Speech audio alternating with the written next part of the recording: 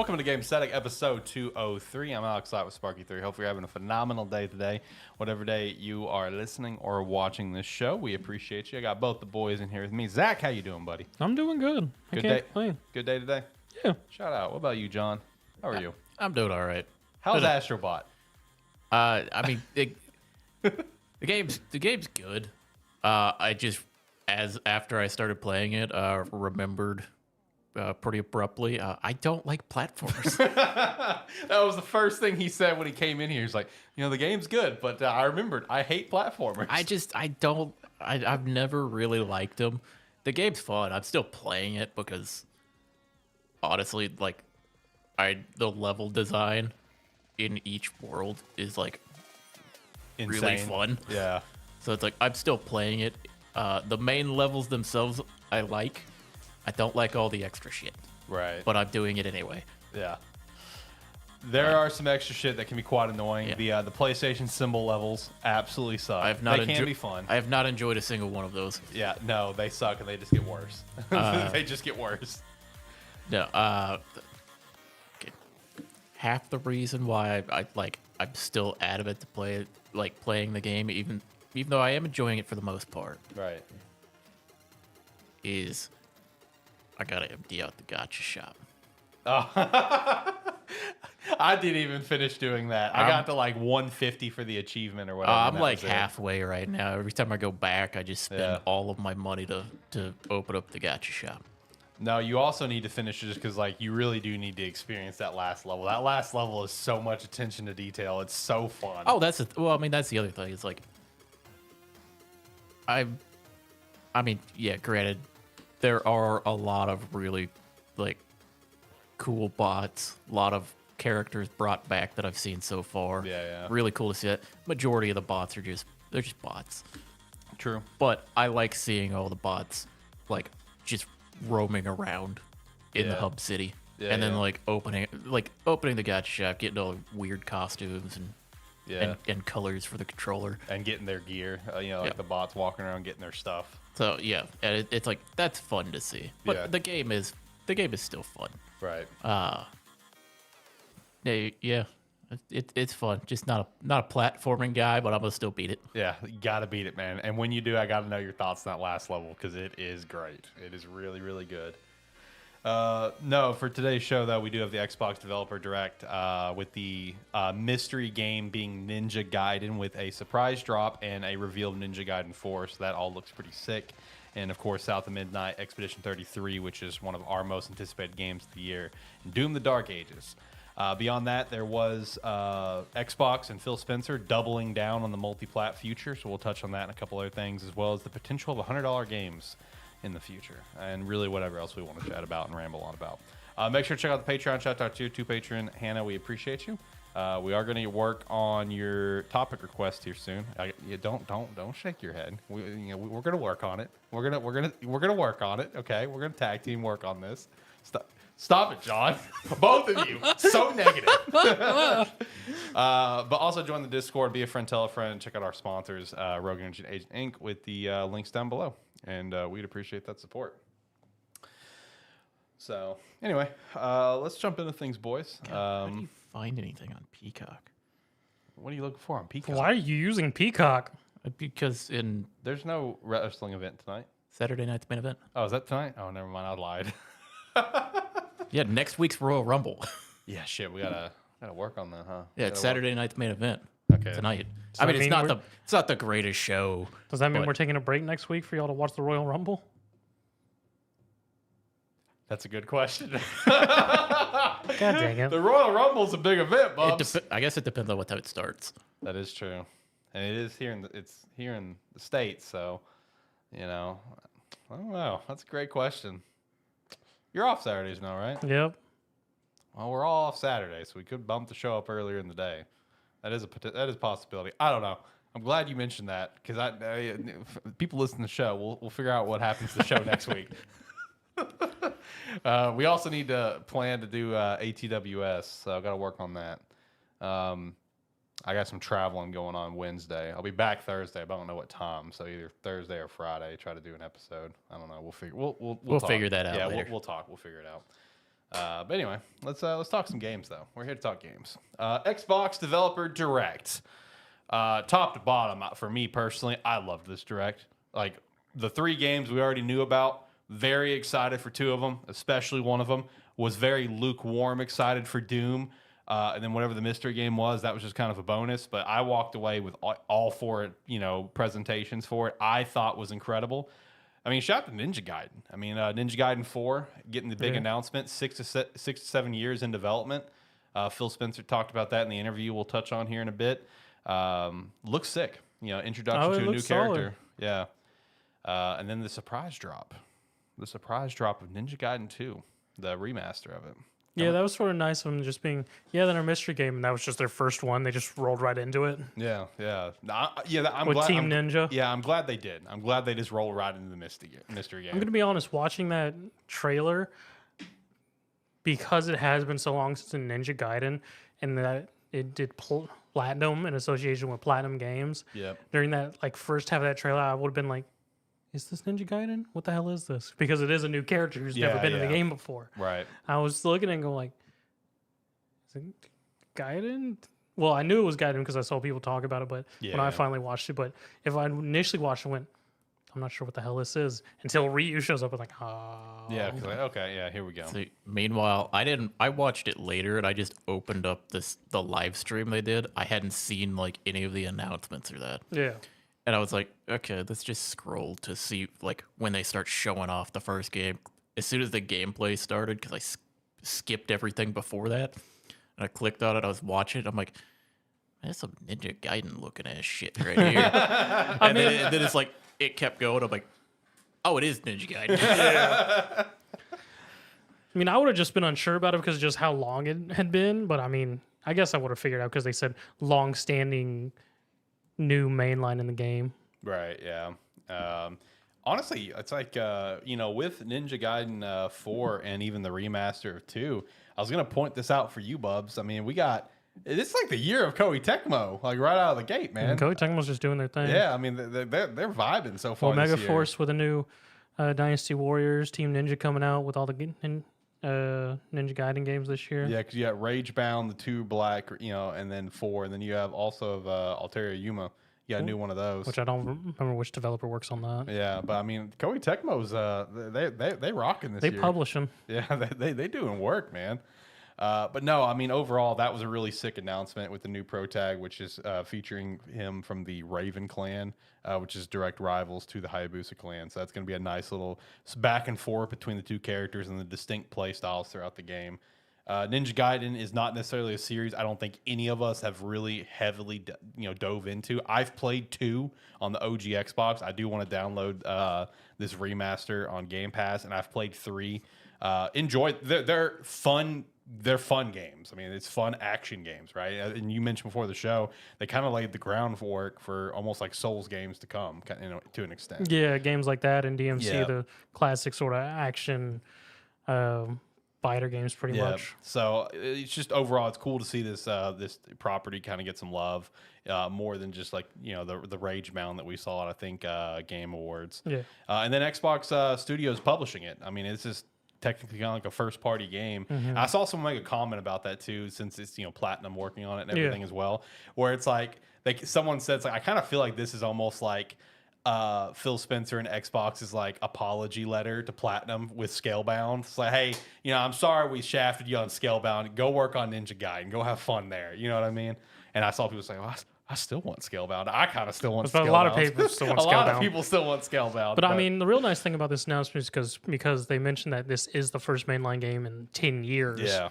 They have set it up in a way where you don't need to really know anything from any of the previous games. You can just come right into it because it's sort of hinted and showed off with the trailer that the main initial focus is going to be on our new character, and Ryu's going to come in at some point, midway in, sort of made it seem like. Yeah.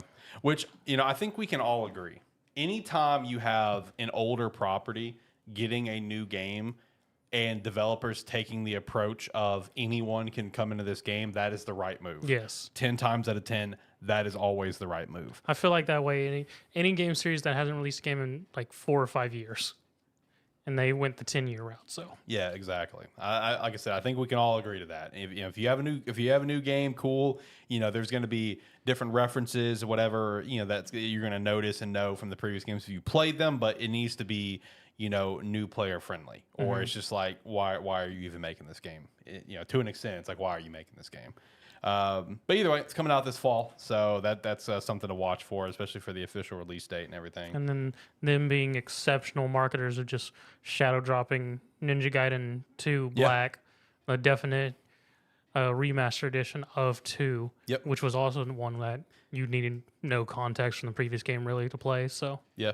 I saw that it was already like a top 10 seller on Steam. Yep. And it was already rated like almost like I think it's rated like a 4.9 on the Xbox Game Store. that doesn't surprise me. So yeah, I mean either. I mean a lot of people like to call this one like the best action. In action terms of games of all time. Ninja Gaiden series, Yeah. most definitely. 2 was by far the best. Yeah, I mean like this is a game that people like hold as like one of the goats kind of thing.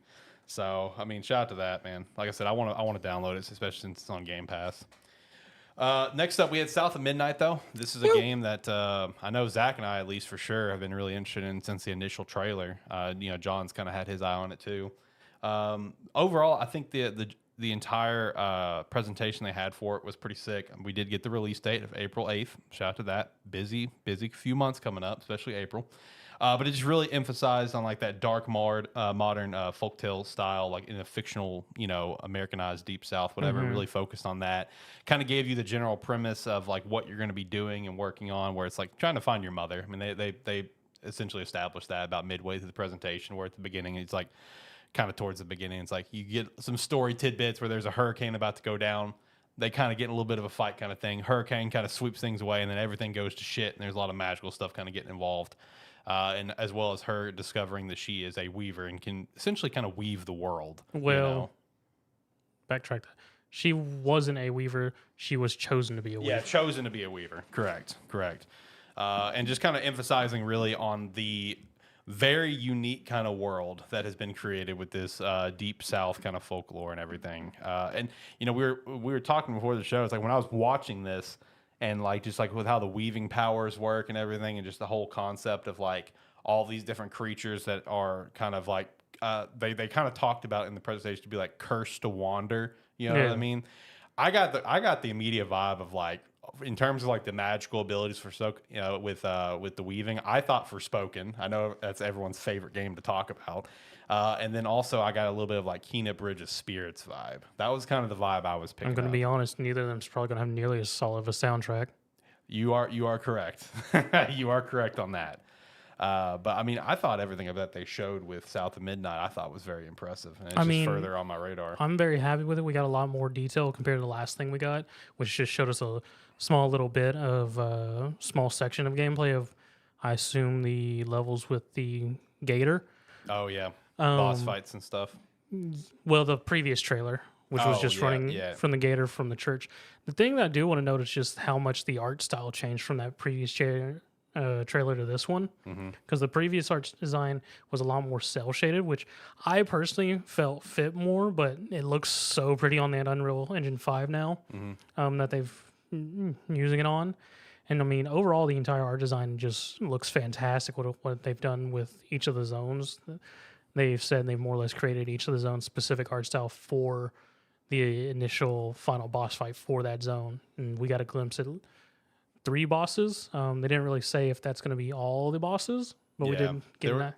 There was no hard number on the bosses, but that was something they really kind of emphasized, is how each region is going to be very distinct and different from each other, and really focus on who's wandering it. So. Yeah, and the whole meme soundtrack, just they put a deep emphasis as well on how the soundtrack will change during specific points when you're during your journey as you're changing, helping heal the land, and in terms of the boss fights themselves, the music's apparently going to crescendo in different ways based on the different phases, because they said each boss fight's going to have phases. Right. Yeah. So that's going to annoy the hell out of people. Did this whole presentation get you any more interested in the game, where it's going to be more on your radar? Yeah, that's what I was going to mention. Is just this has been one, like, since it was shown off, it's kind of been like, you guys have been excited about it, talking about it. It's kind of been in the back of my mind as one where I was like, I want to see a little more. And then even this presentation, I only watched like half of this section of it because I felt like that's all I needed. Because all I was looking for was confirmation of, is this something I'm looking forward to? Yeah. And as soon as they kind of like emphasized like a little more into the folklore and that, and as soon as they started getting into how like the story in that worked and kind of how some of the like the magic system and that was kind of gonna function, I was like, I got what I needed. Yeah. So I mean, it's definitely on my radar now. It's one that, like, it may not be the immediate pickup, but it's a 2025 play for sure. Yeah. I like how before the show when I mentioned the Forspoken thing, you made the comments like, "This is what I thought Forspoken would look like." Well, it's one where, like, because you mentioned Forspoken, and I was sitting over here, I was like, and it kind of blew my mind for a second because it was exactly the thought that I had. Yeah. I was like, man, this looks like this kind of looks like what Forspoken should have been. Yeah. In a like visual and kind of vibe way. Yeah. Yeah, for sure. Because I am definitely intrigued with the whole combat system they've put together, because they very much said it was going to be combo base oriented, based on whatever you can string together. Yeah. Which that's gonna be the interesting aspect of it, because they showcased a couple different ways to essentially do the weaving, where it's like you have like the wand and like two like almost like you have, sickle looking you have things. the spindle, you Yeah. have the needles, and then there was one other thing I forgot that they showed off, but it mostly showed her using the spindle and then the needles. Yeah. So, I mean, like I said, overall, this whole presentation was great, especially since they focused so much on the vibe of the game. Because, I'm glad we got a good dosage of gameplay, right? Because we needed to see it. We need to see a better dosage of gameplay, and we did, and it looks great. But just really hammering it on the vibe of the game, everything they're going for, and that in terms of the world and stuff, and just how batshit crazy it's going to be. They nailed it. And it's like, if this game's not on your radar, it needs to be on your radar, especially since it's a Game Pass game. I mean, come on. What are we doing? I was about to say, even if it's not one of your big hitters, you should at least put it in your backlog to hit up during the Melo season, whenever that happens this year. 100%. And then on the flip side, my most anticipated game of the year. Also my most anticipated game of the year. Bingo. Fuck this game. This Whoa! was the reason I was we don't watch any of this showcase at all. Right. Why the fuck are they bringing back a world map? Nothing wrong with the world map. Fuck world maps. I love how they said that. It's just like, we've got a world map. So Okay, I was wondering what your take was going to be. I've been playing with world maps lately, so this doesn't bother me at all. I mean, their world map will probably not bother me at all. Yeah. But Their world map looks sick. their world does. map does look very good and whatnot. But initially, whenever they said, we brought back world maps, I immediately just turned and went, fuck you. Because I've been traumatized by classic JRPGs and their world maps. I mean, they're not bad, but some of them are like, fuck me. Yeah. Right. A lot of times it feels unnecessary. Yeah. Yeah. No, their world map does look sick, though. It does look sick. So, I mean, I think it's gonna be great. I mean, it should be fine. It was just my initial Yeah, just the initial. Damn it! of just me and old JRPGs. It's Right. Why? Yeah, we did get the release date though. Also in April. Yep. Busy April 24th. So don't have to. This is nice, man. Most anticipated game of the year, and you don't have to wait long for it. I'm here for this. Let's go. I mean, it's good for me because I can start the month with South of Midnight, finish it up, and then just go straight into Bingo. Expedition. Yeah, bingo. They did reveal a collector's edition that is for GameStop only. I believe it's already sold out, though. I tried to pre-order. I tried to bump up my pre-order from the deluxe edition to the collector's edition. No luck. Also, the collector's edition, as well as the deluxe edition, just for the record, is PS5 only. It is not for the Xbox, in case you wanted to get it there. But the one thing that one random thing I wanted to shout out that I kind of caught in early that I caught on early with the presentation is that they talked about how like the very first thing they did was just hammer out the gameplay. Yeah. Which I know that sounds like, you could listen to this show and me say that. It's just like, well, yeah, no shit. Isn't that what you're supposed to do? Nope. Surprisingly, no. No, the fact that they had an idea for gameplay where it's like turn-based, RPGs, JRPGs that we love, but add in the real-time reaction type of gameplay. That was the first thing that they developed and the first thing they hammered on. So I love to hear that because that means that the gameplay is just going to be very refined, at least in my opinion. It already looks great, but the fact that was the first thing they thought of and the first thing they developed and the first thing they worked on, that's to me just a random good sign. I love that. Well, I will say one thing that I kind of liked, or like it was cool to hear when they were talking about it, is the guy is talking. He's like, "Yeah, I had this idea for a game, and I needed some help with it.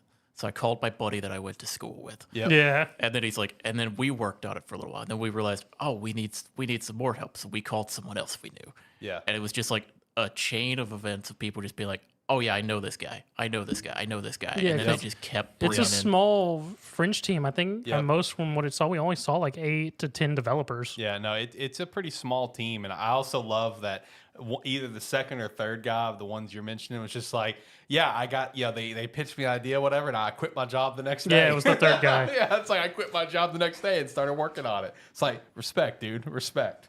But yeah, So- no, we got a ton more information, kind of how the like not only the world works, but like characters and character Yeah. interactions. So did kind of really dive into just like all the different mechanics and how you can. When they were talking about this and they were talking about the way that you can build the characters, like let's see, her name is Male, I believe. One of the guys said that he liked building her as like a protector, but apparently he's the only person at the studio that does that. Everyone And else builds her glass cannon. Yeah. The first thing I thought of. Why? With Fire Emblem 3 houses and some of the random shit that you do on that game. Oh, I heard this and I went, oh, I'm going to have some wild choices because, I mean, they said there's 20 base skills for everyone's skill tree. Yeah. But then there's 100 passives. yeah. More hundreds. Hundreds. So of I passives. heard that and went, my brain's going to hurt. There's so much potential that you can do with the characters. And depending on how it works, I mean, I looked at that and went, well, I'm going to build something stupid. Yeah, I know how you operate in these games. I just wanted to go back and like speak on some of the gameplay that they had. They talked about because it is turn based with some real time elements. Yep. Yeah. But they did take care to mention that like it is it's built around all of those features. But if you're like a more old school turn based player and don't really interact with the kind of the real time functions, that's all just like additive stuff to the combat. To the point where like he mentioned dodging and like parrying attacks to take no damage, like from big hits and stuff. Yeah. So that's all extra things that can be done in combat, but apparently everything can be done without doing any of that as well. Yeah, which was a nice touch, as you mentioned. They more or less said that they wanted that JRPG feel. So it's a classic JRPG at its base, and then they added the whole real time. They said that they went through like several builds before they found the one that they were like, okay, this is viable. Yeah. And I mean, just watching from the bit we saw, I mean, it looked like the QTEs or real time parts were quite pretty much through the entire battle for doing attacks, for dodging, pulling off counters. The parry, of course, like John mentioned, and he even said like it's there for those who want to challenge and really want to push themselves, and for everyone else, I mean, it's fairly forgiving and you don't have to do it. Yeah, which is great in the accessibility department. Yeah. 'Cause that's such a big thing in gaming these days, is making it more accessible for everyone to play. Because there's going to be plenty of players who just wants to sit down and play a classic JRPG experience and just turn their brain off, have a good time kind of thing, right? And which respect, do your thing, play your game how you want.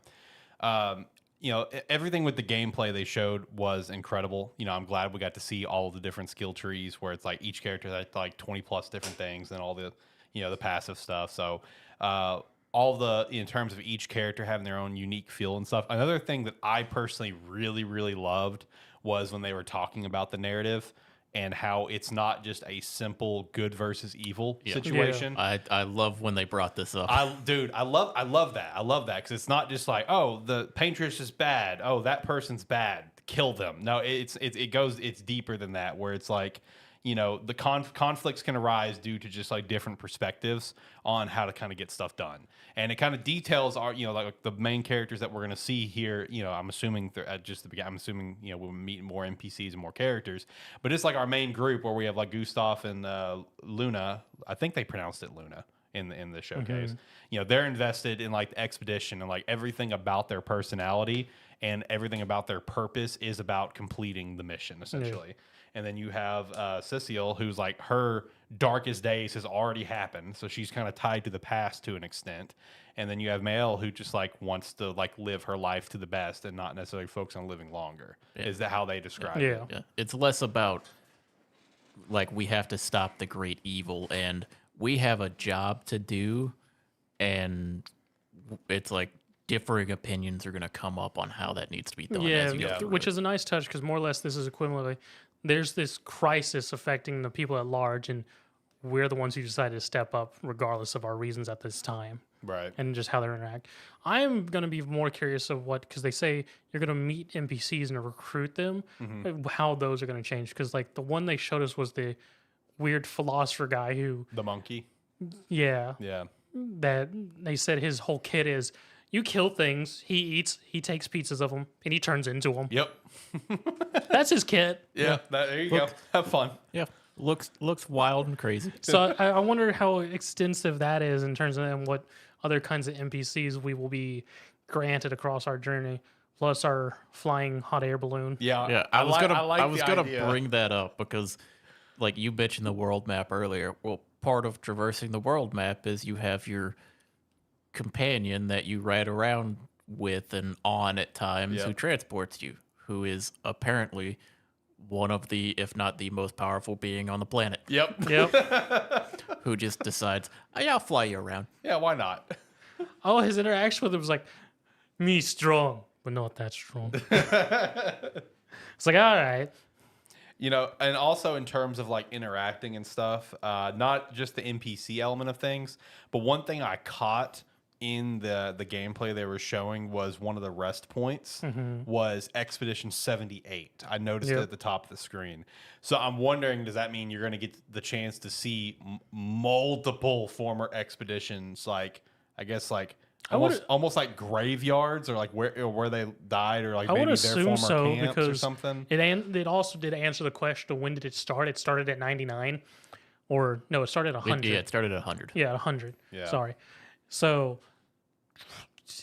however number it got to that they finally started sending expeditions. I mean, I always assumed from the beginning that we were going to see at least some bits and pieces or find lore of what happened to several other expeditions. Yeah. Seeing as even our NPC we know about, they even mentioned he's seen many of expeditions come through. He's just for some reason decided to follow yours this time. Right. Yeah. Right. Or maybe he's followed with them in the past, and it's just they've always failed. Or I would assume that like, kind of like whenever they started sending them out, like kind of like what you're saying, you kind of find the point that they failed at. Right. And it would be interesting if like the further you get, or the closer you get to the end of your expedition, you start seeing some of those lower numbers, like close to where you are, or it's like you hit a point where you're like, you find expedition 34. Yeah. Right. And then it's like, okay, well, if they made it this far, how far do we have to go? Right. See, that's going to be the interesting thing about the rest points. You're right. That's what I'm hoping to see out of it. And like, who was the first expedition, and you know, are the rest points just how far they got? You know, that's what I want to know. Yeah. So, like I said, they didn't talk about that. It was just something I caught on screen. So it's just like, that's interesting. I wonder what that's going to entail. You know. But also, hey, shout out. This game's only been in development for 4 years. So shout out to that too. Kudos to the team. They've done incredible work in a 4-year period. Also, one of the games that once it was shown off has had some of the most interest, most hype shown behind it. One of the best looking games coming out this year. $49.99. I know. Yep. I know. Dude, it's incredible. I And love on it. Game Pass. Yeah, and it's gonna be on Game Pass. And man, just there was a section of it as well where they just talked about the world that they're wanting to build for it, and just God bless some of the shots they showed of the different environments they've created for this game. I know they were like arts, you know, but Jesus, this world is so beautifully stunning. That was one of like my favorite parts about it was like they had like a 2-minute section where they were talking with the artist. Yeah. And like he was talking about how he came up with character designs and how each different like each area for different people is designed in like different color patterns, different like different completely different styles just based on which NPCs or what kind of people would be living there. Yeah. Because they talked about one of the I forget the name of the group of people, but like it's like essentially an NPC town. He's like, yeah, it's kind of chaotic. It's kind of like a bazaar. Oh, yeah, you could. yeah. It's like you could show up there. People may just start fighting you. Yep. Yeah. That section looked pretty sick.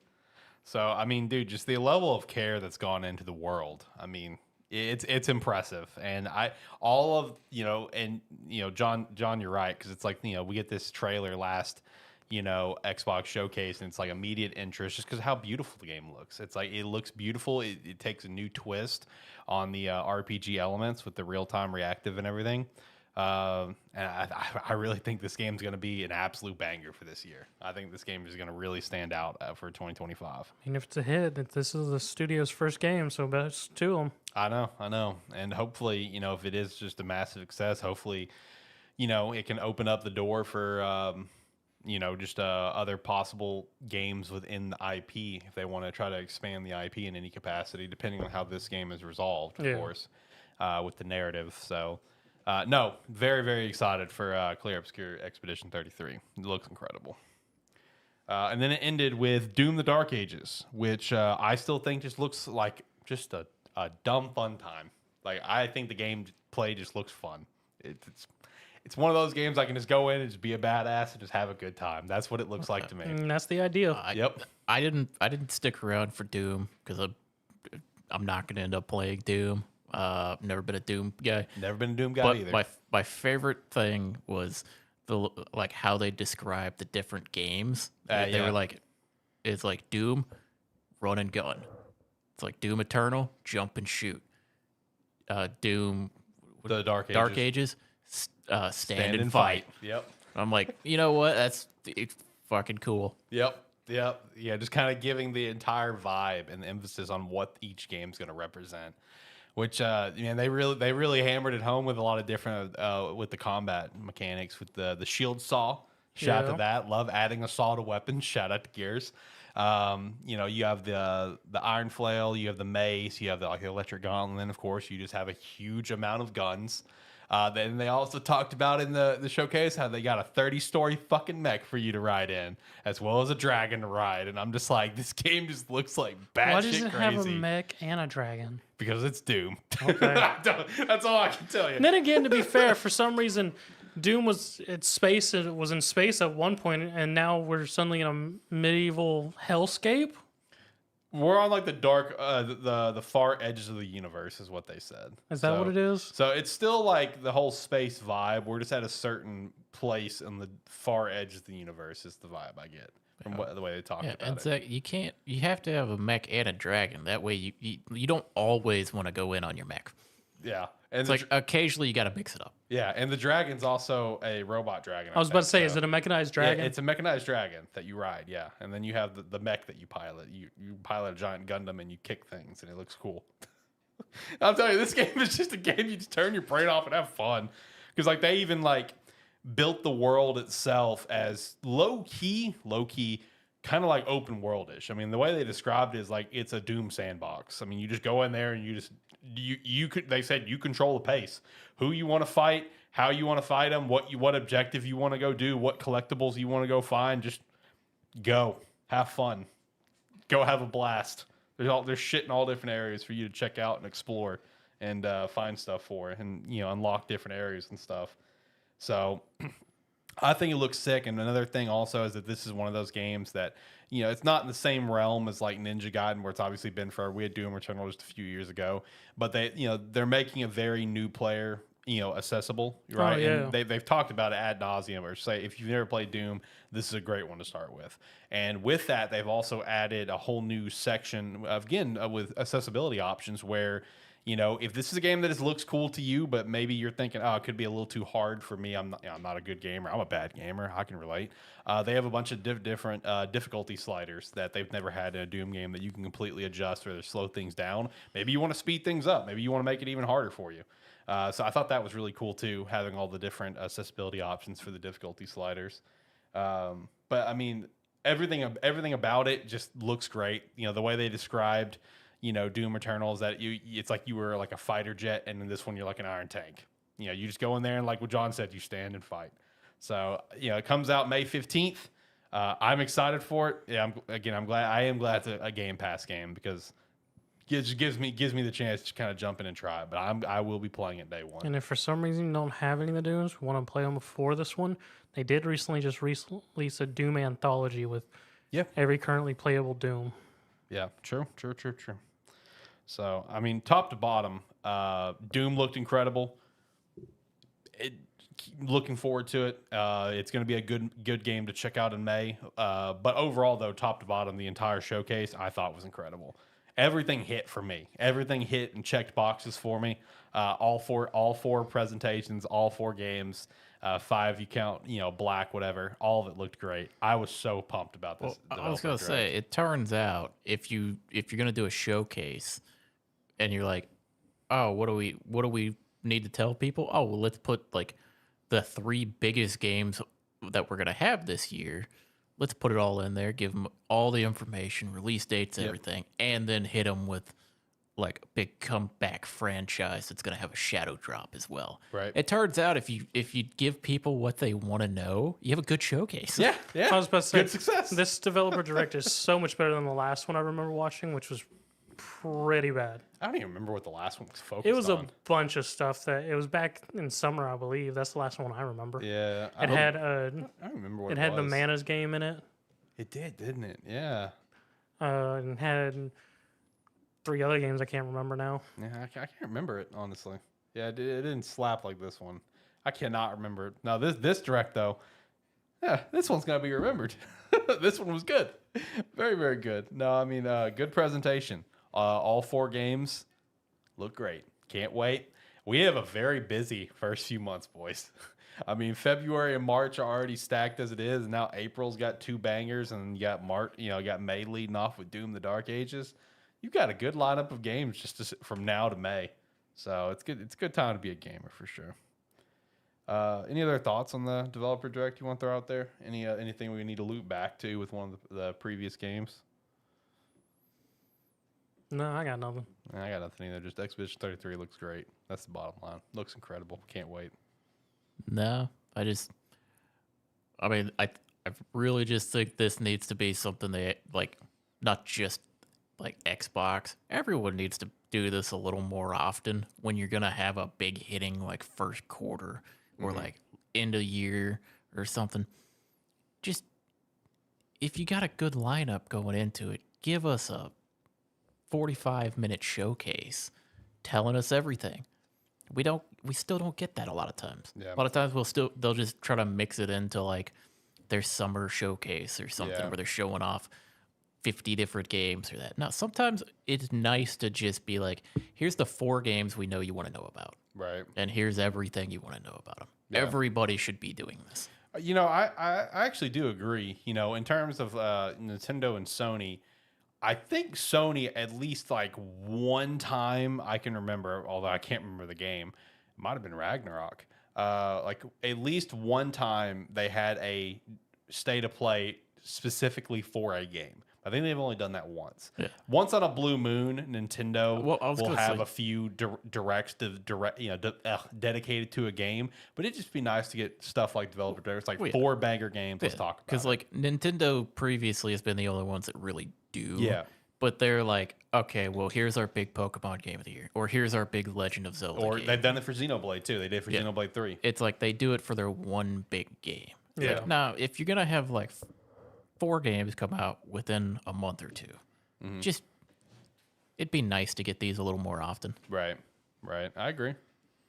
Especially when you do have different games like this that you are backing and publishing or whatever, or they're your game, whatever. Like in the case of Doom being, from Bethesda and ID Soft. So yeah, no, I wish, I think it was like just January of last year. I think Developer Directs started with Xbox. It was like at most 2 years ago. So I don't know. We'd just like to see this more for sure. It'd be nice. I was about to say, just Xbox finally came out a year when, hey, we got stuff. Yeah. This is Xbox's year, hopefully, because that's honestly the vibe that I'm kind of getting just from like the stuff that they're publishing is that, the other stuff that we know is to come, like Fable's still slated to come this year. This is hopefully Xbox's year, at least in my opinion. So we'll see. All right, let's shout out one of our sponsors. Shout out Rogue Energy. Use the referral link down below, promo code Spark3 to get 10% off your order.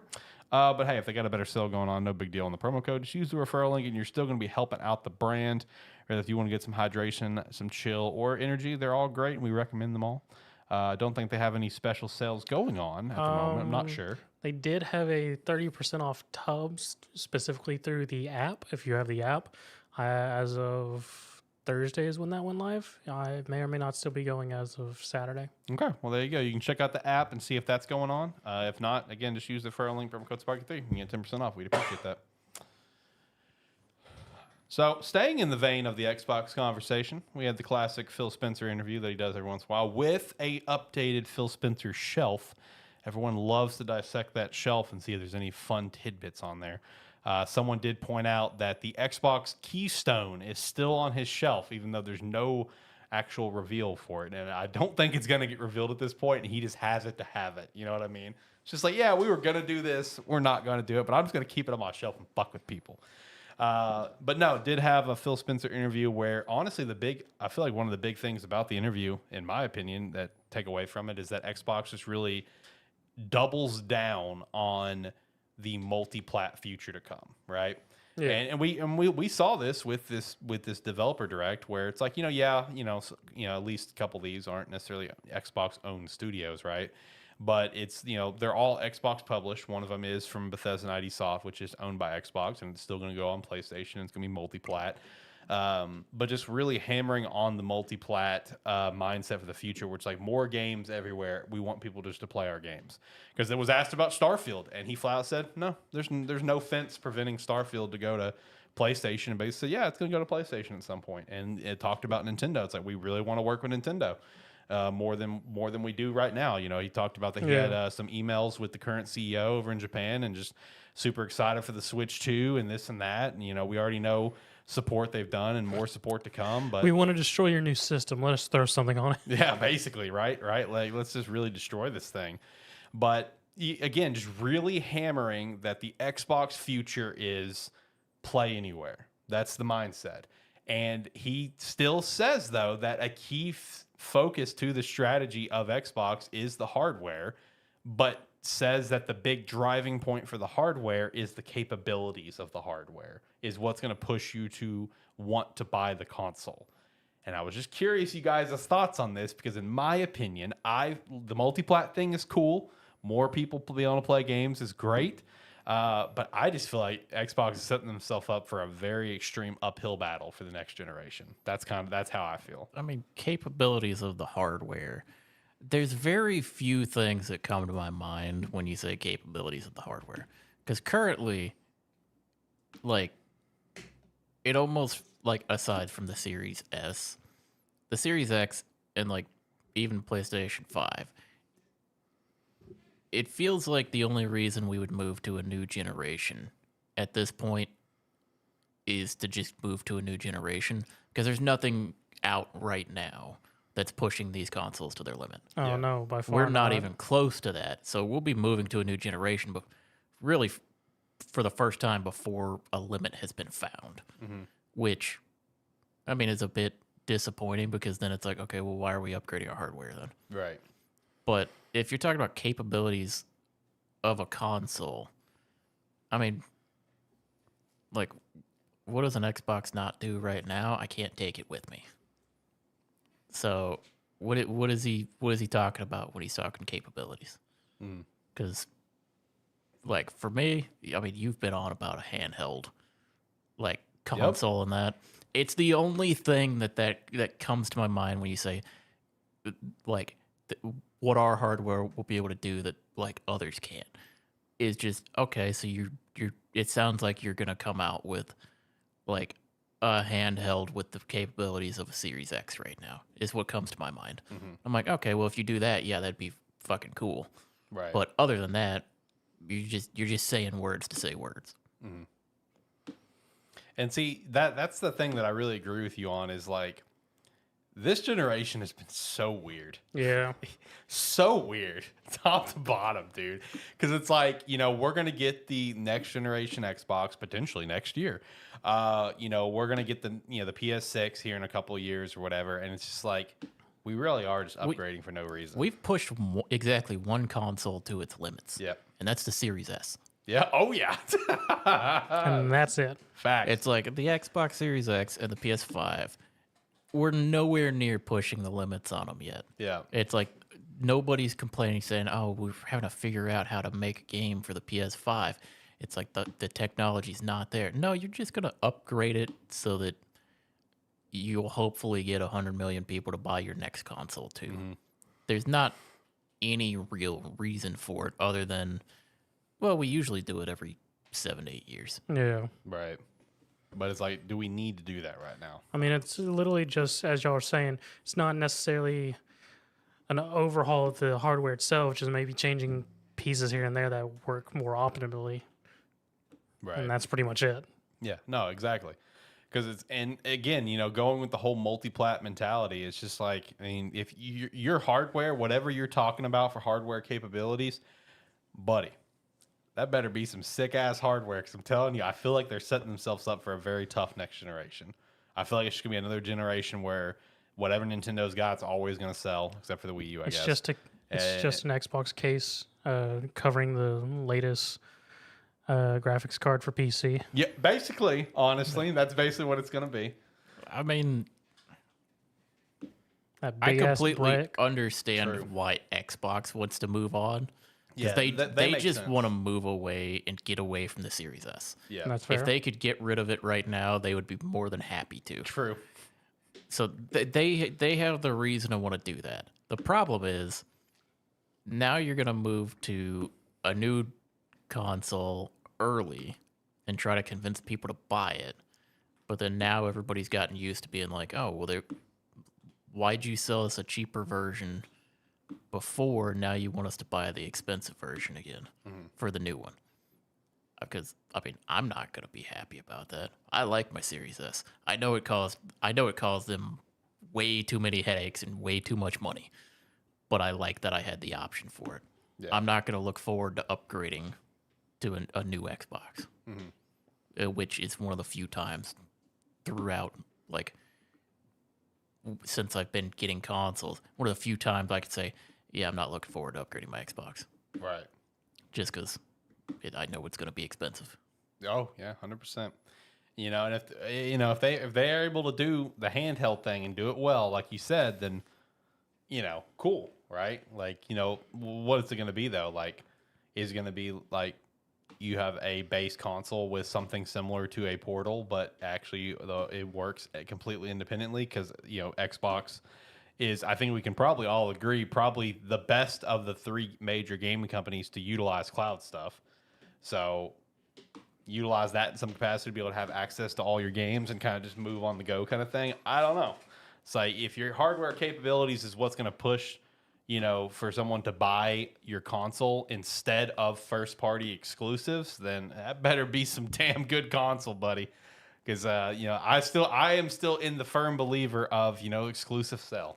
I'm going to buy a new Nintendo console to play Zelda and Pokemon, right?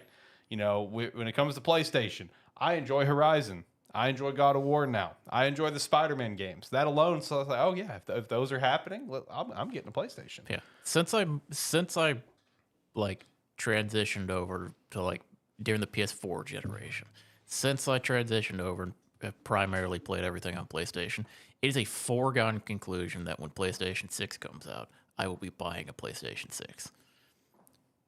I like having my Xbox for Game Pass. And the occasional, like, when they do actually come out with their own, like exclusive game. But if games aren't going to be exclusive anymore, your selling point to me is Game Pass, to where I don't have to buy all the games throughout the year, and I can pay for Game Pass Pretty much. to play some of them. Right. Other And than play it anywhere. it's like, is that gonna convince me to like buy the console? It depends, because the thing is, right now, the Game Pass library on the console is still larger than the one on the PC client. So if more stuff, if it is truly gonna be play anywhere, and all the games that are on Game Pass will be on the PC client, I don't have as much need for an Xbox. Yeah, true. Which someone in chat said, what if it's a next gen Xbox console, but it's like a hybrid between the console and like a PC? Hey, that's what Zach just said. With just put the new graphics. I was card about to in say, a box. take the biggest graphics card, the latest graphics card, and just throw a Slap it case in a around. box. Yeah, that's essentially what the next console is. And then just add some sort of handheld, portable mechanic to it, and there you go. You have a console that's going to be ungodly expensive. A micro deck. Dude, that thing is gonna there's no way you're gonna be able to make a consumer friendly price. There's no chance. But honestly, also, by the time we get to the next generation with Xbox and PlayStation 6, the entry price point is probably gonna be $600 regardless. Probably. Like I'm just keeping it real. I mean, the PS5 Pro is what, 700? Is it 7 or 6? Is it 6 or I think 7? it's 6. I think it might be 6. It might be 6. Okay. Yeah, I think it's 6. So I mean, if that's where they're doing with the Pro, yeah. I mean, next generation is going to be Entry point at 6. At base 6. Yeah. They may peak it to 7. Yeah, which honestly, if they go really over the top with the Xbox, that may peak at 8. Like, you got to think about that for a second. You're spending $800 potentially on just a gaming console, which I don't want to shit on it. On a but gaming library. yeah, basically, that's essentially what you're doing, is a gaming library. Let that sink in for a minute. Versus Gabe Newell's Steam. Exactly. Go to Steam. So I don't know, that it's going to be interesting to see. Like I said, if your focus for your hardware is just the capabilities, man, I hope it's cool. I hope it's cool, because I am a firm believer in having first party exclusives. Now, if they stick with the mindset of, we're gonna send stuff multi-plat, but like not everything's gonna be day one, like they kind of do with Indiana Jones and stuff. I mean, that's fine. Like, I'm cool with that, because I am an impatient person. That would be enough for me to drive to get a new Xbox. It's like, okay, yeah, I want to play this game immediately. I don't want to wait 8 months for it. That's just me, though. I don't think that there's a large amount of, especially like PC people. Yeah, It's like, I know Sony, I'm the minority. Sony is very slow to put their games on PC, but people that are PC players are more than willing to wait like 2.5 years on a game to finally come to PC to I know. play it. I'm the minority in that feeling. And it's like, it's one of those where a lot of times I'm willing to wait on something to come to my preferred platform. Yeah. It's like, if I have the choice of like buying the new Xbox or waiting 6 months to play it somewhere else, I may wait 6 months to play it somewhere else. Totally fair. See, I'm very impatient. If it's a game I really, really want, I have to stress, I really want to play it. I'll find my way to play it. That's just me, though. But I do realize I am very much in the minority on that front. So I don't know. I feel like Xbox is shooting themselves in the foot for the next generation right out of the gate. But we'll see how it goes. They're just basically becoming I feel like at this point, Xbox is just, they're going to really end up just becoming the same route as like, Sega, or let's just say Sega, because they don't have consoles anymore. I feel like they're just going to go that route eventually. Well, if this next Xbox console, whatever it's going to be, if it fizzles out, I think Xbox hardware is done. I'll say it as, I think it's done, and I think they're just going to just make games. I don't know. It may not be done, but they probably may take a step back on full-on console and make something weird.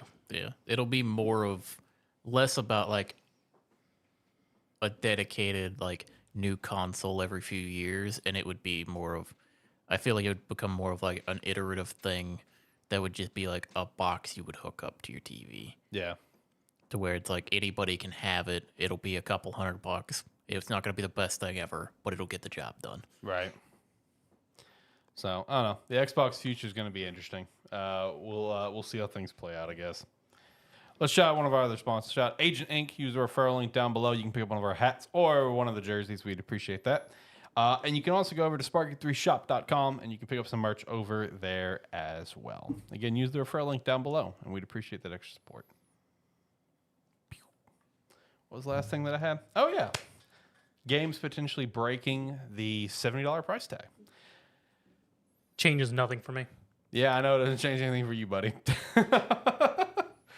No, I saw this come out where it's like, there were some people talking about the potential of like GTA 6 breaking past that price point, whether it be $80, $90, or even $100. Yeah. And I think at some point I predicted that I thought that it was going to probably reach that $100 price point for like the next generation, And honestly, I just think it just comes down to like, it comes down to those inflating budgets. You know what I mean? We see these budgets for games, and it's just like, what can we not reduce the budget? Like, what are we doing? You know what I mean? Like, what the hell are we doing? I mean, there probably is a way, and we're talking like standard game price here, not like deluxe or anything like this. Yeah, just base price, entry price.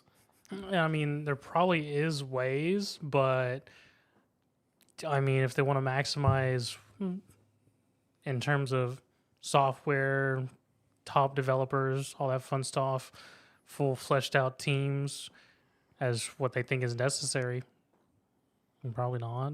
Well, Right. it's like we kind of talked about this a couple weeks ago with like the mismanagement of a lot of these companies causing a lot of the inflated pricing or like inflated budgets for games. Yeah. Where they take it in 4 different directions Sure. before they decide on one, which makes it cost 3 times as much. And it's one of those where I don't think prices of like the standard pricing of games is going to increase for a while. As far as like a GTA, like GTA 6, I mean, they can price it at whatever they want to. They could make the standard version of that game $100. Nobody's going to question it. No. It's like you know who would be the ones to look at like a GTA 6 being $100 and be like, oh, that's the new standard price. That'd be like EA or Ubisoft. True. Because the thing is, like, you look at it, it's like, will the standard price of games go up? Well, look at the direct we just had. We have South of Midnight coming in at a lower price point. Yeah. We have Clear Obscure Expedition 33 coming in at $49.99 because the team said we want this to be available to whoever wants to play it. Right. We want more accessibility for the game. And I feel like, some people are going to, it's like definitely like some companies are going to try to bump their game prices up over the, like, especially if GTA comes out at a higher price point. Yeah, all the People are all the gonna- AAA companies are going to start looking at that. They're going to try to bump it up, but some of these, I mean, Double A and I was going to say, as we've seen over the past like 2 years, some of the biggest games that come out during the year are these like $39.99, $49.99 games. Yeah. It's like they're the ones that are blowing up and connecting with people. and accessible. Yeah. Right. It's like they're the cheaper games. They're the ones that are typically made by a team for the players. Mm-hmm. They're not just the cash grabs. Right. I mean, we honestly just turning back to what I can never think of his name. Baldur's Gate 3's lead. Oh, Swin. Yeah, Swin. His whole speech he had at the Game Awards. Oh yeah, where he roasted the entire industry. Yeah. Shout out, man. It was basically man on top of the game calling out every AAA developer. Yep. 100%. And rightfully so. So yeah, I think there's going to be the outliers out there, like GTA 6. I would not be surprised at a standard edition of GTA 6 being $100. I wouldn't be surprised if Nope. it broke past 70. Like whether if it was just 80 or 90 Yeah. or 100, it wouldn't shock me if that game was that price. But I see that as the outlier. Yeah, That's like one of the most popular best-selling games of all time coming out with a sequel that is the most anticipated game to ever come out. Yep. So that's the exception. They can do what they want to there. Mm-hmm. It's like as far as standard games and standard pricing, I don't see that changing. It will eventually change, Yeah, but I don't sooner or later. see it for a few years. And I want to agree that it is going to be an outlier. You know what I mean? It's going to be an outlier because of what the game is. Where it's like, you know, that is a game that does have, assumingly, a massive budget. And I guess in that one, rightfully so, because it is probably the most anticipated video game to ever come out right now. Yeah. Because GTA 5 is still, I think right now, is the second highest selling game in history, only behind Minecraft, I think. So, I mean, it does make sense that if that one is priced a little bit higher, that it could be an outlier. Kind of similar. Now, this one is more so, in my opinion, them dipping their toes into it. It's like, can we do this? Can we do this maybe for next generation? Kind of similar to how Tears of the Kingdom is the only $70 Nintendo game, which, you know, with the scale that they did for Tears of the Kingdom, kind of makes sense. You know what I mean? Yeah. And I also think it was Nintendo dipping their toes. If like, okay, hey, can we do this for the Switch 2 potentially, only for certain games? But I mean, also Nintendo is probably the company that could get away with it. yeah, They true. most definitely could. Yep, Because 100%. Nintendo people are they've been buying the same games for 25 years. I was about to say They're Nintendo- more than Correct. happy to buy it Correct. again. Nintendo sells nostalgia at $60 a pop. Exactly. So they can 100% get rid of it, get away with it. But for an industry-wide price increase, I do think it's gonna happen, obviously. But it's just a matter of when. And I just hope that it does not. I hope that GTA is not the domino that starts it. Because also my thing about it is, like, you start having these games, these big AAA, you know, approach games, right, that are coming out at, let's say, an $80 price tag. You're setting yourself up for even more of a flop, like, you know, for a lot of games. Because, like, you got to look at all these AAA headlining games, right, where they're labeled as AAA action adventure, AAA RPG, whatever, and then they just completely fizzle out. I mean, all three of us could name multiple that just come out and just never go anywhere, but they were a AAA game based on the budget and the And then our size and one whatever. quadruple A game. Our one quadruple A by Ubisoft was Skull and I was Bones. gonna say I'm pretty sure it's in the weekly wrap up, but a perfect example of big AAA game, Dragon Age: The Veilguard. Exactly. Comes in, it's like it's got its AAA budget, AAA price tag, AAA everything. Comes in, meets 50% of expectation. Yep. And just think, and that it hitting the 50% is because it has two notable names carrying behind it of Dragon Age and BioWare, right? You have new AAA games come out, and they got to be a damn good game, or they're just going to potentially flop. Because there's so many that happens to. Games that honestly look fun, and games that I've played that I don't think are bad. Good example, Immortals of Avium. That's a AAA game. It flopped horrendously. Yes, it did really bad. But it's not a bad game. It's just not a game that had the reach that it needed for its AAA approach. You know what I mean? It's also the fact of, like, even taking it back, like, we kind of had this conversation like a year ago. It's why we have our board with our type of Facts. what we consider grading on, is because for the last few years, there's very much been, like, people that buy games don't want to waste their time buying a game that's reviewed at a 7 or an 8. They only want to buy games that are 9 or 10s. Yep. And very rarely are we seeing these big AAA games come in with those scores. True. It's like people with games being as expensive as they are, people are more selective about which ones they want to buy. So if you make games more expensive, that means, well, it's like, you may come in with bigger flops, because if you increase the price tag even by $10 more, that could be one less game somebody's going to buy throughout the year. Sure. And if it's like, enough people are like, okay, well, if I'm buying one less game this year, I'm going to skip out on this one. If, like, 1 in 100 people do that, that could easily be 500,000 copies that would have been bought. So it's like, I mean, increasing price of games is not necessarily, it's like, it's not going to fix the problem of why are these games so expensive. They got to fix the management issue, or like the 100%. mismanagement and everything. It's like, why don't you work on, like, narrowing your scope and getting, like, as we've mentioned many times, there's plenty of developers that like they have no issues. They make their games. They come out. People absolutely love them. They put out 10 out of 10s every time they release something. And then we have these other companies that's like all we hear is delayed, redoing, like starting from scratch. It's like there are other issues there. Making it an $80, $90 game is not going to fix your problem. Facts. I think when you see the budgets that, like, let's say got leaked out for, the big Insomniac leak, where Spider-Man 2, fantastic game, by the way, but it had a budget of like, what, 300 million, 250 something million, ridiculous, something like crazy. It's just like, I can't even remember if I think it did hit profit. But obviously with that sort of budget, it didn't blow things out of the water. It's like, I mean, with your budgets reaching those kind of heights, it's like you're gonna have more flops, especially if, like what John was saying. It's like you increase that price, like someone may skip out. I mean, I know I'm gonna be, unless it's a game that's like to the hype of, let's give some recent hypes for me. Let's say Expedition 33. Let's say a Black Myth Wukong, something like that, where it's like, this is one of my games of the year. Yeah. You know what I mean? I'm going to pass on it. If it's just a game that I'm just like excited for, but lukewarm. Let's say Doom was not, let's say Game Pass didn't exist and Doom was just coming out, you had to buy it kind of thing.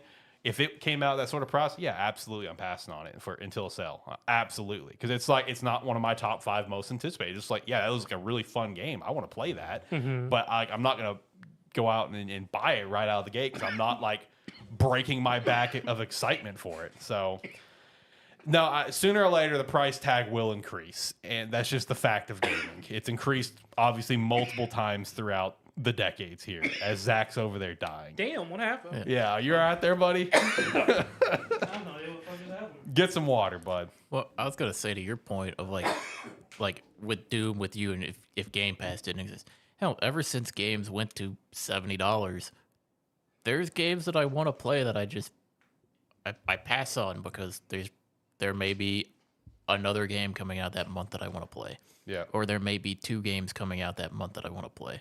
And it's like, okay, well, normally I would buy this game, but I'm not about to spend like over $200 on 3 games in a month. Yep. And it's like, I mean, it is also one of those things where I'm also a PC player and I primarily play everything on Steam. Everybody on Steam, like, yeah, we'll buy some new games every now and then. Most of our library comes from their sales. So it's like, I'm pretty used to waiting on a $60 game to drop down to $30 at some point. Yep. It's like there's games on my Steam wish list that are like $30 games that go on sale for like $22 every now and then. I won't buy them because I'm waiting on it to hit 20 or less. Yep. And it's like that's how I treat a lot of my games these days. Unless it's like that one, you know what I mean? Like your most anticipated, that's how you treat a lot. Yeah, it's I like, get it. There's a lot of games I'm excited for this year. It's like, luckily, like all the games in April are coming out on Game Pass. Yeah, That is very nice. Which I'm glad we circled back to Game Pass because we had a comment about the Game Pass thing when we were finishing up the Xbox talk, and I put in the chat I'd follow back up to it because I didn't want to like lose track of where we were at the price tag. And when I think it involves like me saying that I think Xbox is like a hardware developer is like done if the next generation flops, and they said and losing 30 million plus Game Pass subscribers. Big disagree to that because I don't think it's a secret that Xbox would be interested to put Game Pass on other consoles. I was about to say they've been very adamant about trying to get Game Pass on everything. Yeah, I mean there was talks that Game Pass was going to go even to Sony at one point and the Switch. So if it ever crossed that point where Xbox hardware is actually done, which I'm going to say at this point in time is a 30% chance that could happen someday. 30% could increase, right? I think we can agree that's probably a fair number at this point. If that does happen, Game Pass is not going anywhere. It's not. Most definitely not. What it's going to be, man, is Game Pass will probably at that point, get on more consoles to be available. And it's still a mindset of you can sign up for Game Pass and have access to all of these game these Xbox published games, right? Like the Bethesda games, your ID Soft, which is Bethesda, you know what I mean? You want to play Fable, you want to play Gears, Halo, whatever, then you can play it all through Game Pass for this price, or you can just buy them full price in the store. Your choice. If you don't want to pay a month subscription, just go buy the games you do want to play. I think that's how it's going to be. Because I mean, it's not too far off from other publisher subscriptions. I was about to say, in my mind, Game Pass would just essentially just become almost like a second Steam in my mind. Yeah, a second Steam, or it'd be similar to like EA Play or like whatever Ubisoft's crappy thing is they've got, whatever. Uplay. Yeah, Uplay. I mean, I feel like it'd be similar to that, where Game Pass would go. Game Pass is not going anywhere. Xbox and Phil Spencer, whoever the head of Xbox is, they'll find a way to get it on stuff. Yeah, no, Game Pass is here to stay. But now the hardware, that I know it's just like, well, how's Game Pass going to here to stay if you don't have the hardware? Again, like what's that? They will put Game Pass on something. What you got, John? Out there. Well, I was just gonna say, like, even if they try to eventually get out of the console marketplace, like I said previously, they may just be like, yeah, we're done making like individual consoles. We're not going to be making like every 8 years or something, you buy a new one. It could just be they come out with like a little box or something you hook up to your TV, and it's not called an Xbox or anything. It's just like they give it some Game Pass type name for it, to where like you go to like the TV section of a store, xCloud. Yeah, and it's like you have all your TVs there, and then in the same area it's there as well. Like you buy a TV and you buy your Game Pass box, and it's like comes with a controller or something, and it just goes with it. And it's like they may as well try to put it on other consoles and stuff like that. But even if they move out of like the console market, I would almost guarantee they still make a device where it's like, yeah, just buy this and you're good for no matter what. Right. Yeah, that's fair. They just may not dive into like the super high power. Yeah. Yeah. It's like they may not put all the new games and everything on there, but everything that's in the library or anything they get to come on there, it's like, yeah, just buy this and you can play whatever in the library. Right. Yeah, and that is a possibility. Now, again, us talking about this, I think it's a low possibility. I do. And I hope it doesn't happen. Let me stress that I love my Series X. I play my Series X probably more than my PlayStation right now. Competition is good. Competition is good. Competition brings out the best in all of us. I don't want to see Xbox go away. I love the Xbox. And I love Xbox as a brand. They have a lot of great properties, obviously, especially with all the purchases they've done. So, I don't know. That's just kind of a we'll see thing. If the next generation, if it horrendously flops in sales, that's where I feel like we could probably start having little conversations. And hopefully that doesn't happen. We shall see, though. No. Anything else you guys want to chat about, dive into? If not, I can start going through the weekly wrap-up. Anything you guys have been up to? Well, I've been playing a little bit of TFT. Having fun with that, I guess. Trying to have fun with that. Trying to find a build. Zenless 1.5. Nice. Yeah, mostly been playing Astrobot. Been on my Steam Deck a bit recently. Nice. It's like a lot of games in my like Steam library that I don't find time to play, like sit down and play at my PC a whole lot. Yeah. I started downloading on there, and I'll just turn like a movie or YouTube videos on or something, sit back in my recliner and play. Mm-hmm. It's been great. Was playing it a bit before I came over here. Nice. Still been just playing Marvel Rivals. I have been a lot of fun with that. It's kind of been like, that's been my Zenless in your case. Like I just go in, I just play Rivals for a couple hours. So finally started dabbling in ranked. It's been an experience. 4 duelists, 1 support. Every game. It's been an experience. If you're lucky, there's a hero who's a tank. Yo, we had a game. I had a game earlier. If you're really unlucky, you get 3 healers, a duelist, and tank, and going, what the hell's happening? Why am I still not getting healed? Had a game earlier where we had 3 damage, tank, and 2 support. I'm one of the supports, and I'm talking bodied the first game. Bodied. And I'm looking at the stats, the general stats you can see after round 1. Yeah. And I'm just like, all right, this dude right here, he needs to swap off damage up front. You buddy, you need to swap. You have 1 kill. The other 2 damage. Who was he playing? I think he was playing Iron Man. 1 kill with Iron Man. Did you have a Hulk? No, our one tank we had, I think, was Doctor Strange. He shouldn't have been on Iron Man. Yeah, he was Iron Man. So anyway, If you don't have a Hulk, why are you Iron Man?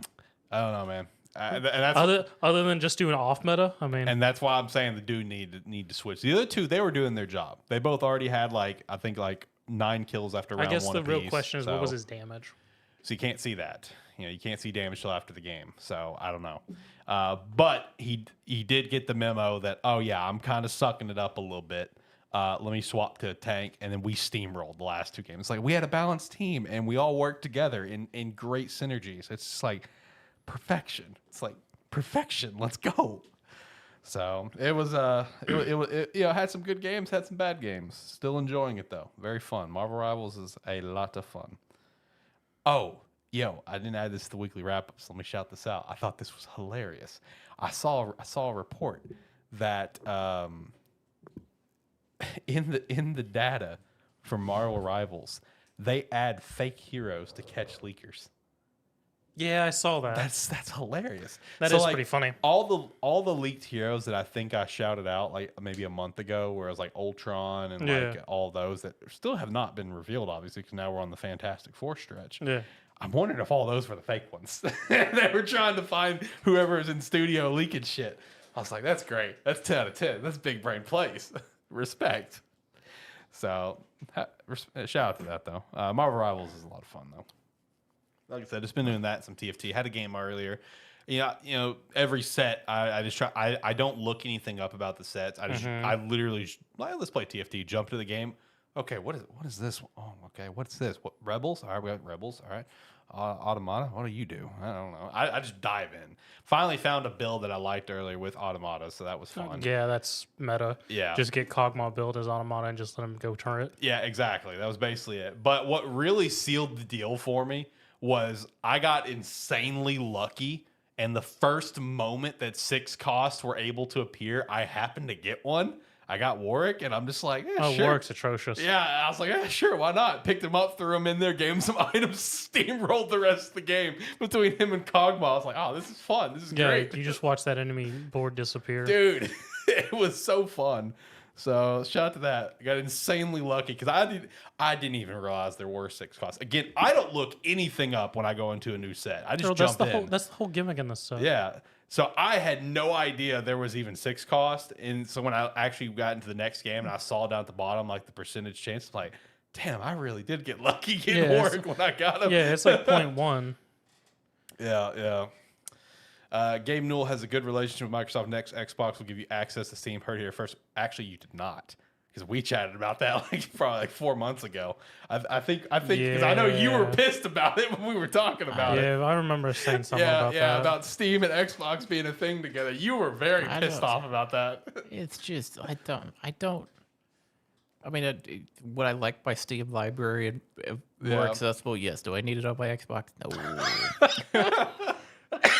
Yeah, because you were mad about like, oh man, the Xbox store is already a pain to go through. Now you're gonna have to also add the Steam store and have to. All right, which store do you have access? Like, which store do you buy from? Like, whole thing. Yeah. Granted, I don't spend that much time on my Xbox. I'm just getting back into using it again. Yeah. It is sorting between looking at Game Pass and looking at the store is for some reason confusing for me. Yeah. Yep. I do feel you because I got a notification, and I wasn't notified. I saw it on Twitter that Assassin's Creed Mirage was like $11 for the Lunar New Year sale. I'm like, oh, cool. Let me go see what else. And so it took me like 30 seconds to find the sale. And I know that's like, 30 seconds, not that long. In terms of a game store, I feel like that should have been a lot quicker. A digital game store. Exactly. I feel like I should be able to go to the game store and get a pop-up or get somewhere immediately on my screen of Lunar New Year sale. Instead, I had to like click this. Oh, there it is up there in the corner. Let me click that now. So I don't know if I'm stupid or not. I have no idea. So do you have Assassin's Creed Mirage now? I don't, but I was probably going to buy it, yeah, because I do want to play it. Shout out to Agent Stone from the Sonic movies because he's the one who stars in the game, so I was wanting to play it. But anyway, never mind. Oh, we don't need to go into Sonic today. Fun fact. So, last week I was complaining about my Tales of Grass SF not coming in. Yeah. Is it still not here? I had to cancel the order. No shit. No shit. I had to cancel the order because they just weren't delivering it. It had no updates. That's unfortunate. It was trying to tell me that it was not being delivered due to severe weather. I know where it was at. It was at the Amazon facility next to my work. Yeah. But they just wouldn't deliver it. I had to cancel the order and get a refund on it. Somebody was in that break room playing Grace's F. Yeah, right. It's like it was to the point where Amazon stopped giving me updates on what was happening with it, and when I clicked on the order, it was just like, yeah, you might want to just cancel this. Come on, Amazon. So he actually bought a physical game. Have you reordered it? Nope. Okay. See? Amazon. He actually bought a physical game and you ruined it. So that's just your ultimate sign of just stop pre-ordering from Amazon, John. I'm done. Not doing it again. Okay. Because this is your third time? This is every time I have ordered a physical game through Amazon, like pre-ordered it. It has come in. It has either been delayed and come in like a day or so later, or like I get home and I'm like ready to play it, and it doesn't come in until like 10 o'clock at night. Yeah. I'm done. I'm done. The physical games are pointless. Oof. No, don't say that. Just go pre-order at GameStop. Go pick it up. Or, I could have just downloaded it in the morning, had it ready to on. go. Or I could have got home, started the download. You could have downloaded it the day before. I could have downloaded it, had it ready to go. No, I tried to order a game physically, and it didn't come in. Man, Amazon, you took away a physical buyer from us. He was kind of dipping his toes back in. He wasn't really. He wasn't dipping his toes back in. He was. The Switch was the only console I would buy physical games for anymore, and I always ordered them. I would always pre-order them for them to come in. Done. Damn you, Amazon! You bastards! You stole a physical buyer from us. It's unfortunate.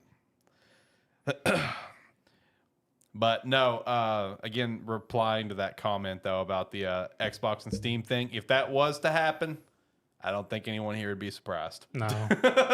I don't think an Xbox Steam collaboration for the next Xbox console, I don't think that's going to surprise us.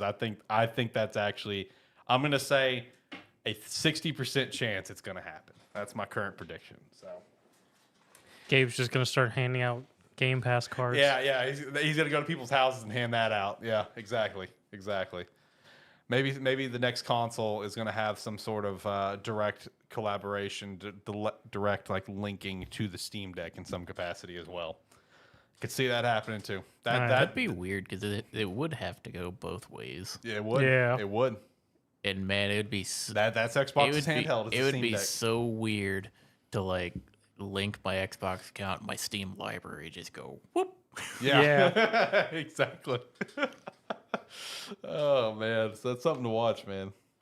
You know what's funny? What's that? So I mentioned like a couple weeks back, I gave my girlfriend's daughters a way out. Yeah.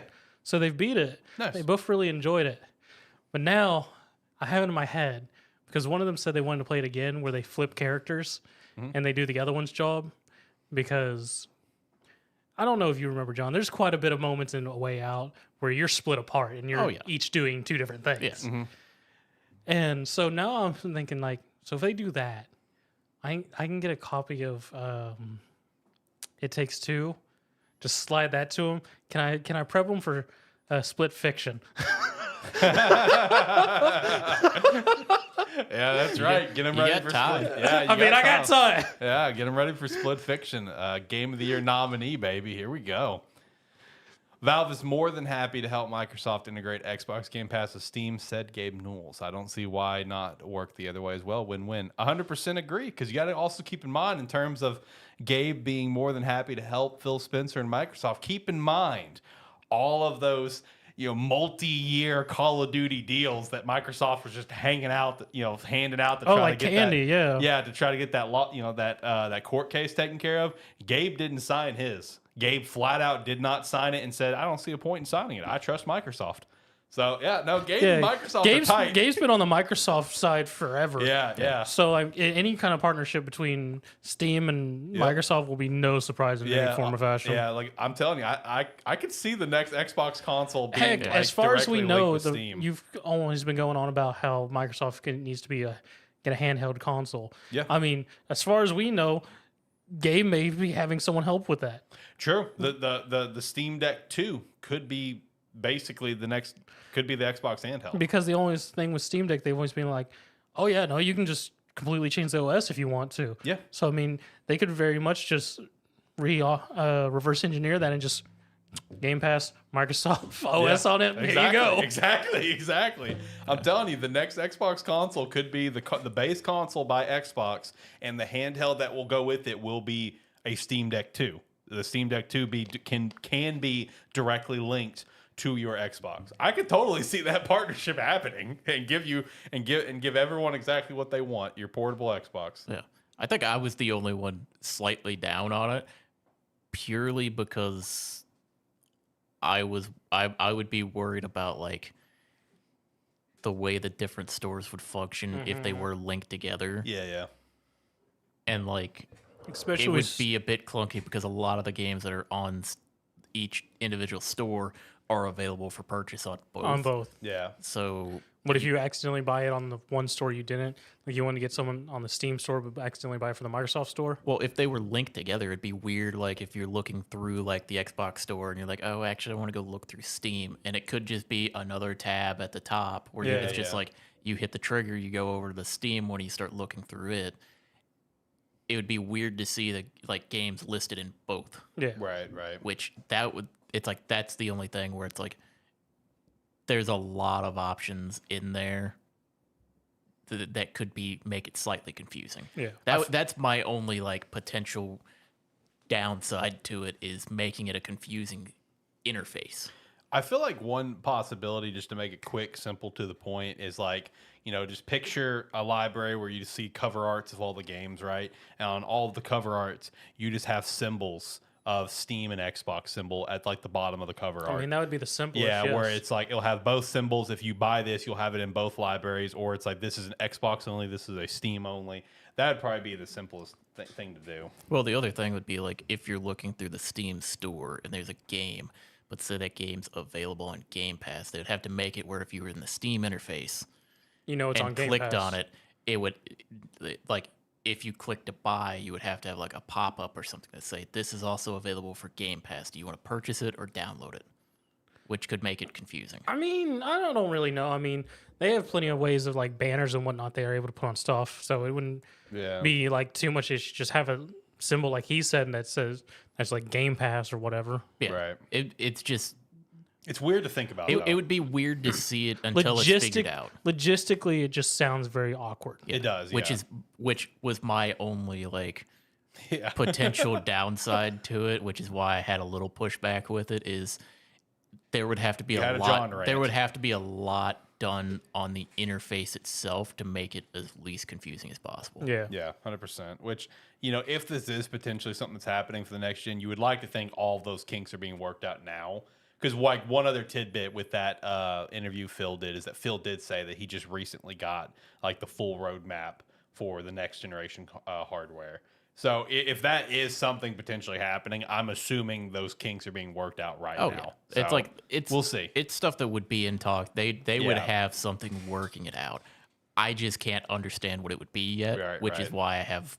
You need something visual to see it. You need, Until I see a visual of how it would work, I have issues with it. Right. I get that. You guys ready to start going to the weekly wrap up? Sure. All right, let's go through the weekly wrap up, finish up the show. So the first thing, the Horizon MMO was reported to be canceled, but then it was immediately like debunked that it wasn't canceled with like job listings by NC Soft. But then there was also rumors that NC Soft was filing for bankruptcy, and it's I don't know what's happening.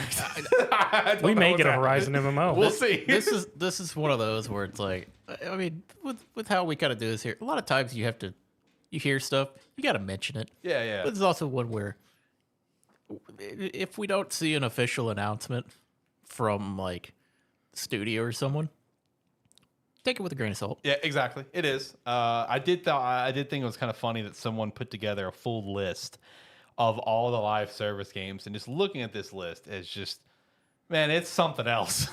I mean, like, you've got Destruction All Stars, Gran Turismo 7, and Helldivers 2, the only 3 to release. One of them being a massive flop, the other 2 being successes. Which also, shout out, I saw that apparently GT7 has sold like 14 million copies. So shout out to that. Then we know the obvious massive success of Helldivers.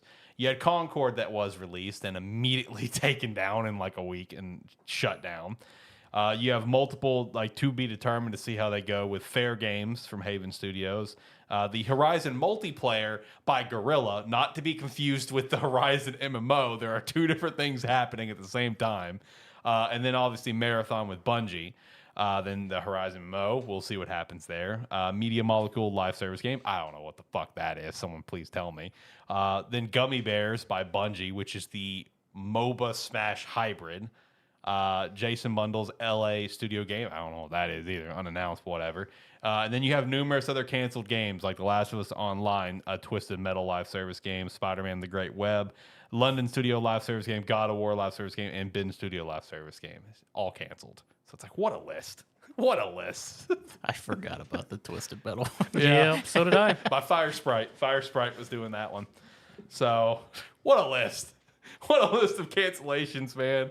You had 4 games come out. One is one of the biggest flops in gaming history. One, it was just, it was a flop. And then you have 2 that, okay, yeah, they're doing well. It's just like, God bless. What a One's list. Gran Turismo, so I mean, it was going to be fine regardless. Yeah, exactly. And then you have the ultimate surprise of Helldivers 2. Yes. So, what a list.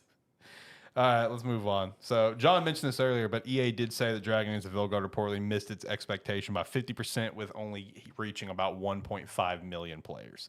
And again, and like I mentioned earlier, it even reaching that, it has to really do that it's Dragon Age and BioWare. Those names alone carried it. And I just want to say, like, when we initially, or like as we've talked about it, yeah, Dragon Age of Vilgard, it got a lot of criticism, and people still complain about it. I'm still very adamant that in 2 to 3 years' time, this game is gonna like kind of have its little resurgence over time, and people are gonna talk about this being a great game.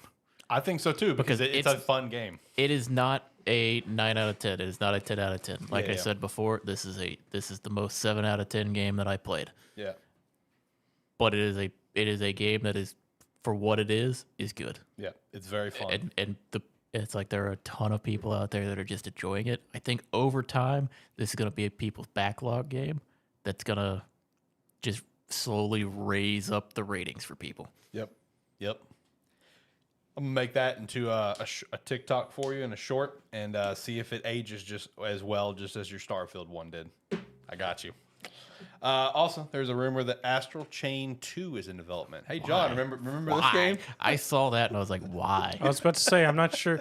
Because, I mean, I think it succeeded, but I don't think it was that good of a game. It wasn't that good of a game. He was really excited for it. He even bought it. I mean, I remember him being excited he for bought it. it. He's got it. Do you still have it? Yeah.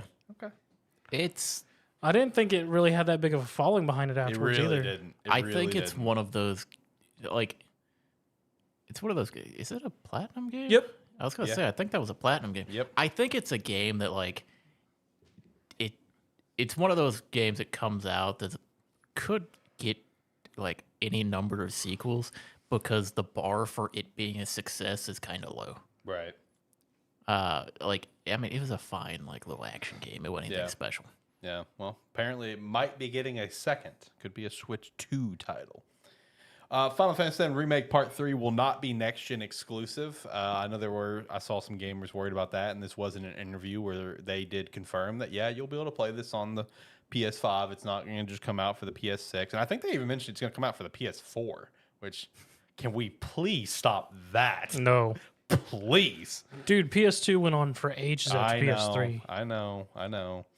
So either way, won't be next gen exclusive. Shout out to that. I thought this was funny just because the reaction. Smash leaks have officially started, boys. And the one that I saw, it's bullshit. It's bogus. I'm not even gonna mention all. We don't even have a Smash game announced, do we? No, we don't. But that's why people. It has been so long. It's that time. It is like normally this would be the point where it's been like a year or so past when we should have heard something. Yeah. No, I mean, like the leak that I saw with the list of characters, it was like, again, it was kind of like a Smash Ultimate approach where it was a short list of new characters, just like Smash Ultimate was. I mean, it's possible, but I viewed it as a bogus list. I just loved the reaction from everybody where it's just like, oh man, Smash Links, we're all the way back, baby. Switch 2's on the horizon. So I was just like, okay, all right, we're really back in the mode now. What's the list? Like Waluigi, Paulina, Bamo. Okay, Waluigi, yes. It was Waluigi, Toon Zelda. I can't even remember the other. Those are the only two. But it was a list where it's just like, I could see these happening, sure. But, I mean, it's whatever, It's just, it was more so everyone's reaction to it of, oh, yeah, baby, Smash Leaks. We are all the way back for Switch 2 release season. It's going to be great. Pokemon TCG Pocket next. Full set revealed the Space-Time Smackdown, focusing on Gen 4. And it's coming out this next week. Yep, I've got 250 hourglasses. I'm ready to go. I think I've got like 180 or so. Yeah. I haven't been paying as much. I log in like every day and a half or 2 days or so. Yep. I've fallen behind. I haven't logged in like a week. Yeah. Sometimes it's like, it's when I remember. It's like every 2 or 3 days. A lot of times where I'll just open 2 packs, like do my wonder picks and move on with my day. Yep. I log in every day, open the packs, wonder picks, grab the login bonus, log out. That's where I'm at the moment. I'm just enjoying collecting the cards. Yeah, right now. That's where I'm at. Same. It's kind of all I'm doing. Yep. Let's see. Lost Records, Bloom and Rage Tape 2, delayed by Don't Nod. It's now set for April 15th when it was going to be coming out in March. Keep in mind, Tape 1 will be coming out in February. So if you're going to be checking out Tape 1 immediately, you're going to have to wait a little bit longer for Tape 2. Thought this was kind of interesting. Apparently, Phantom Blade Zero has been receiving a ton of funding calls to the point that they had to be like, okay, hey, appreciate it, but we're good. But they've received a ton of funding calls after the success of Black Myth Wukong. I wonder why. Yeah, I can only wonder. There was a new Cypher controller revealed. It is a red one. So if you like the Cypher controllers. Looks nice. Yeah, here's another controller for you to pick up. It does look nice. I love my Ghost one. The Ghost one is super sick. And Marvel Snap seeks a new publisher after the recent takedown that nobody saw coming. Because I thought the whole like ban of TikTok was just TikTok, but no, it was everything relating to ByteDance. Like Lemonade went down, Marvel Snap went down, a few other apps went down. Because I didn't even realize that Marvel Snap was under ByteDance in some capacity. Yeah. So yeah, Marvel Snap was down for it was down longer than TikTok was. I think it was down for about a day and a half, but now Marvel Snap and God, what's the name of the developer? Something Diner. They are now seeking a new publisher, so something like that does not happen again. So shout out to that. You boys got any other news you guys want to shout out? I got nothing. Got anything? No. Okay. It's time for Gamesthetic Game of the Week. Alex? I am prepared. I am prepared, boys. Was it your choice or was it from a comment? No, it is my choice today. I was prepared at like 11 o'clock today. I already knew what I wanted to do. So I want to do what I've got for Gamesthetic Game of the Week. I wanted to go ahead and knock it out now before there comes a day where I cannot shout it out. Because with that said, it is a multiplayer game. That's why I want to go ahead and shout it out now. I feel it the most appropriate time to shout it out based on a little rumor that I saw for next month's Game Pass games. My Gamesthetic Game of the Week is going to be one of my favorite multiplayer gaming experiences that I've ever had, and that is Heroes of the Storm. There is a rumor right now that Heroes of the Storm will be part of February's Game Pass lineups to the similar vein of what League of Legends is, where you can basically link your account and get access to extra stuff. In this case, it'd probably be skins and stuff like that you would normally purchase, or just heroes, because I believe all the heroes and HOTS are purchased in game. So probably get all the heroes. So Heroes of the Storm for Gamesthetic Game of the Week. It is an online multiplayer battle arena is how they classify it. It's a MOBA, but they Blizzard likes to say we're not a MOBA. You're a MOBA. But the thing that's interesting about HOTS that kind of makes it stand out above some other games within that genre is that it is so team focused. It is not as easy as it is for League and some other MOBAs where one player can just pop off and carry because they're leveling themselves. No, you all level together. So if you do have one player popping off, yes, you can help level your team up, or if one player is sucking, then that is helping level the other team. It's that team mechanic that helps it make it stand out.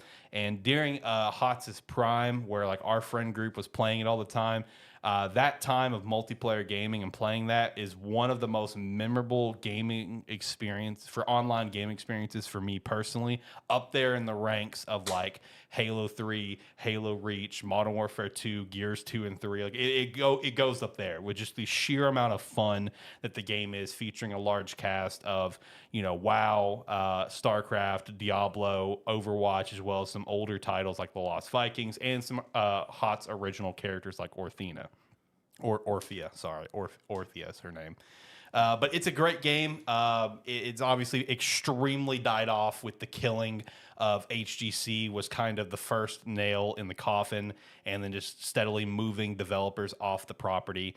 But since the Xbox purchase has happened, it seems like they've been updating the game more than they ever have before. And I say that it's only updated like 4 times a year, but that's better than once every 2 years, right?